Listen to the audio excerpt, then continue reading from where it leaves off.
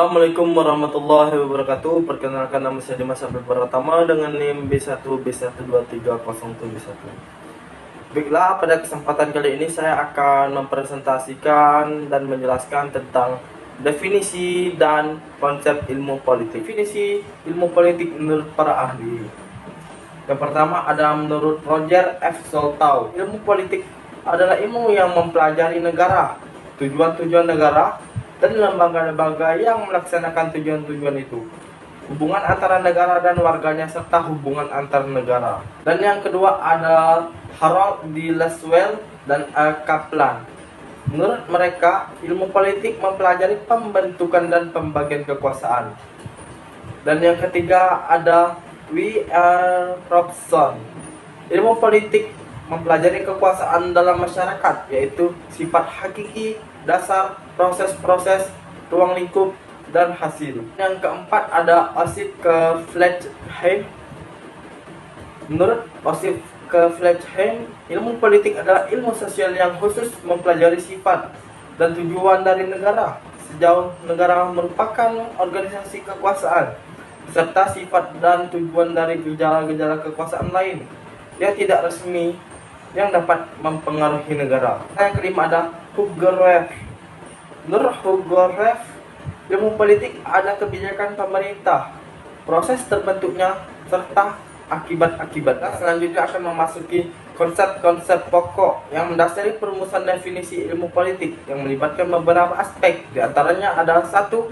Negara, 2. Kekuasaan, 3. Pengambilan keputusan dan kebijakan publik, 4. Kompromi dan konsensus, dan yang kelima ada pembagian atau alokasi. Nah, yang pertama ada masyarakat. Masyarakat merupakan salah satu bentuk asosiasi yang mencakup semua hubungan dan kelompok di dalam suatu wilayah. Menurut Robert M. C. Liver dalam bukunya The Web of Government, masyarakat adalah suatu sistem hubungan yang ditata.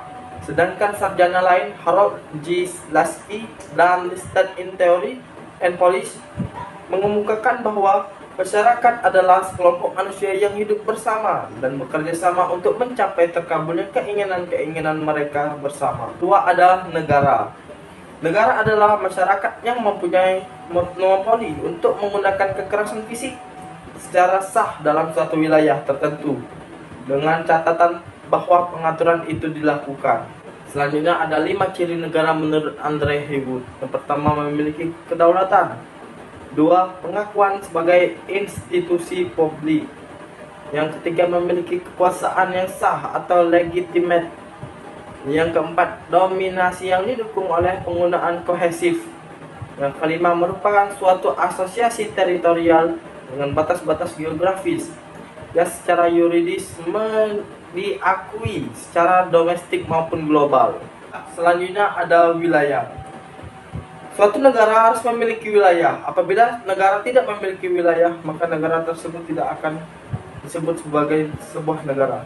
Maka dari itu negara harus memiliki wilayah, karena wilayah adalah mencakupi teritorial suatu negara. Selanjutnya ada penduduk.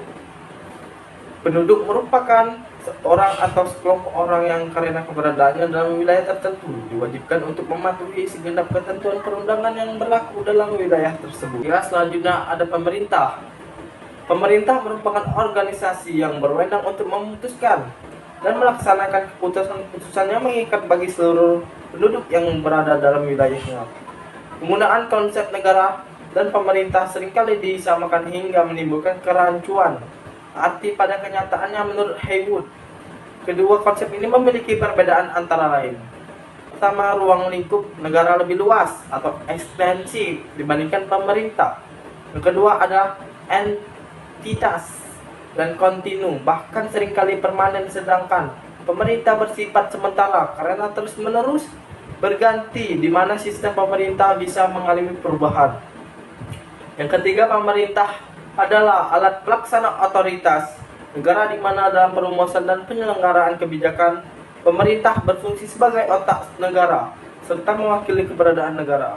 Yang keempat adalah negara menjalankan otoritas yang impersonal, di mana staf birokrasi direkrut dan dilatih untuk bisa bersikap netral secara politik hingga bisa diandalkan untuk tidak terpengaruh karena adanya pergantian pemerintahan.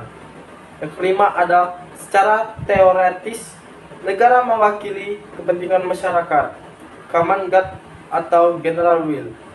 Sementara pemerintah mewakili kepentingan sebagian kelompok yang pada saat itu sedang memegang kekuasaan.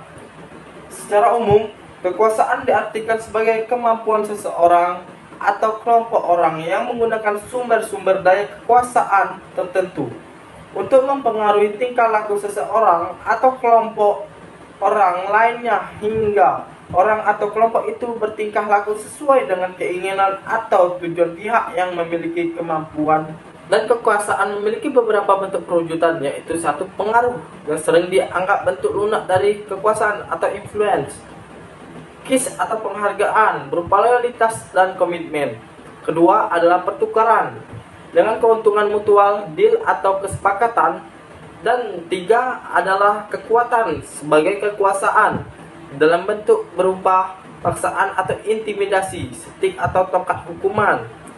Baiklah, selanjutnya adalah sumber-sumber daya kekuasaan politik terdiri dari berikut ini. Yang pertama adalah fisik, dalam hal ini penguasaan senjata. Yang kedua, ekonomi dalam bentuk kekayaan ataupun pengendalian atas barang atau jasa. Yang ketiga adalah normatif, tradisi, moralitas, religius, legitimasi, dan wewenang. Yang keempat ada personal, karisma, daya tarik, dan popularitas. Serta yang kelima ada keahlian, informasi, pengetahuan, teknologi, dan inteligensi. Legitimasi dan teori legitimasi klasik yang diajukan Max Weber. Terdapat tiga model legitimasi, yaitu model tradisional, karismatik, dan legal rasional.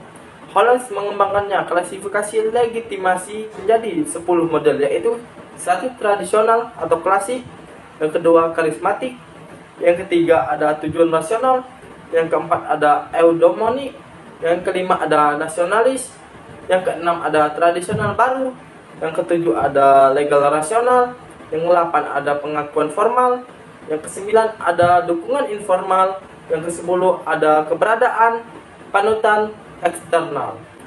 Baiklah, mungkin hanya itu yang dapat saya presentasikan pada kesempatan kali ini. Lebih dan kurang saya mohon maaf. Saya akhiri. Wassalamualaikum warahmatullahi wabarakatuh.